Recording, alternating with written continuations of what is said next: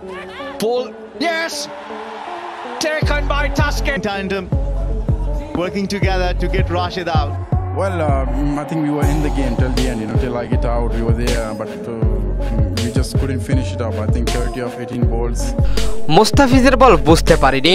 Match শেষে ফিজকে নিয়ে একই বলল রশিদ খান। দর্শক বিস্তারিত জানতে ভিডিওটি না টেনে একেবারেই সম্পূর্ণ দেখতে থাকুন। এশিয়া কাপে বাঁচা মরার লড়াইয়ে দারুণ নাটকীয় ম্যাচ উপহার দিল বাংলাদেশ ও আফগানিস্তান।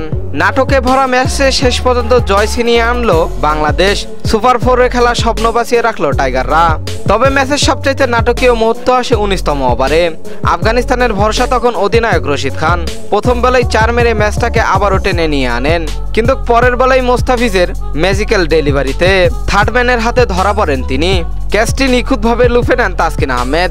ম্যাচ শেষে রশিদ খান নিজের হতাশা লুকাতে পারেননি। তিনি বললেন, সত্যি কথা বলতে মুস্তাফিজের বল আমি একদমই বুঝতে পারিনি। শেষ পর্যন্ত ওই পুরো ম্যাচটা ঘুরিয়ে দিল।